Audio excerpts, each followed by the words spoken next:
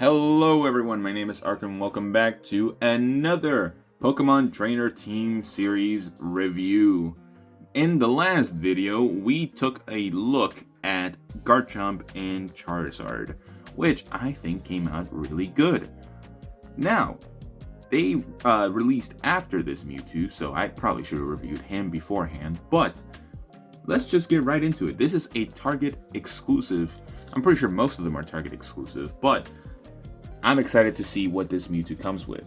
Now, he does come with the box that showcases different artwork, and he is from Series 5. I think it said Series 6 on the previous one, but that might just be the same character. Here's Charizard as well, Suicune and Tyranitar. So these are the two that I don't have for this series. Might get them later along the line. But yeah, I think the boxes look really pretty premium in terms of quality, and they kind of showcase everything for the character, and I'm glad that there's a window to just see the package. But yeah, let's just get right into the figure.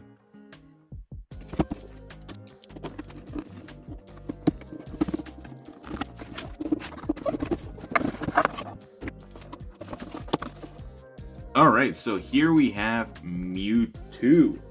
Now, overall, in aesthetic, I think he looks really good. I think it looks amazing. The color might be something to be desired to be changed differently.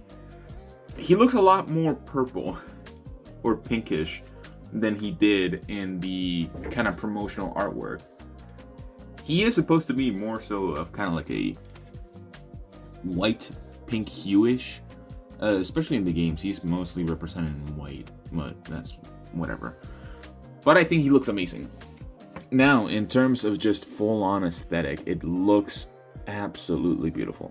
There is a lot of gaps in terms of the hinges and where the joints are, but I think that can be excused, especially for a figure that was like 20 bucks. Again, I'm not expecting much of this line, especially because of how cheap they are. But so far, they've been delivering, which is awesome. So, aesthetic, he looks amazing. Articulation, let's just go right into that. Articulation is something that I think works really well with this Mewtwo in some areas. In some, not so much, but in a lot, he does work. In terms of the arms, I think the articulation is perfect. He does have the bicep swivel. He has the regular hinge on the shoulder. And then, of course, double jointed elbow, and the fingers bend. They move as well. I don't want to break them. They might be a little bit hard to move, but you can move them, which is really nice. That is something that I did not expect, especially because Charizard didn't have that, nor did Garchomp. So you can also move the palm of the hand. So it might be a little hard to do so from time to time, but you can definitely do it. So overall, he looks already good in terms of the articulation for the arms. The torso, he is pretty good in terms of crunching, ab crunching. You're not going to get the most range because there is kind of like a hard plastic right here preventing him for just going lower. Kind of wish they made a cut here just kind of lower so you can do better. The top section doesn't really move much, but that's fine. The legs, I think the legs are also fine. The giant Mewtwo thighs are not going, or like the hips, the Mewtwo hips are not going to move that much. The joints for the legs themselves are really good. You can get a lot of articulation, which is amazing. I think it looks really good. You can move his knee here, his foot inward, and then his toe. The toe hinge could have been done better, but I think it looks fine. Because especially since it's supposed to be kind of like this. You're supposed to have the foot like that, so it looks really nice. Now, one downside is the head. The head is connected to the back, of course. The back is soft plastic, so you can definitely like kind of extend it more, or even take it out. I didn't even know that. You can take it out, extend it more, have a lot more posing. So it's there to not be obstructing, for sure. He does have a hinge in the back, so you can actually move his head. So you might sometimes want to like remove this and kind of like play around with how much the head, because with this you have a lot of range with the head, but well, I mean without it, but with it you don't have much because you are being neglected or prevented from just moving his head that much because of this. Now, if it was glued in, I think it would have been worse, but it's nice that you can take it out. Hopefully that's not something I broke myself while doing this review, but that's besides the point. Now, in terms of, like, I know the Charizard and Garchomp were dirty in terms of just coming out of the box. This Mewtwo does not have the same issue, which is surprising. So that's really nice. That's probably something I should have mentioned in the aesthetic section. But last but not least, we have the tail, and this is probably either going to be really good for some people or really bad. I think these are just to like have air come in and out because of what's inside.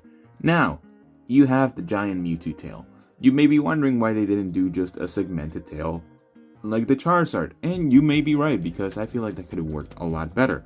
But that would have just had a bunch, especially with how big it is, it would have just had a bunch of different joints and segments, and it would not have looked pretty. They decided to go with more of a seamless tail, which is really nice, and it has a wire inside of it. I think that's perfect. Now, it's good. I think it's perfect. It's really good, as a matter of fact. I think it's good because you can pose it in many different ways. My only issue with this is that it gets cut off right here. I feel like this is a big issue that is going to prevent a lot of articulation with the tail. Now, I feel like they should have definitely put it right up here. I don't know how much that would have increased the cost of production or in terms of the mold for the figure, but they could have definitely done it. That way you could actually kind of like arc it all the way forward and inward.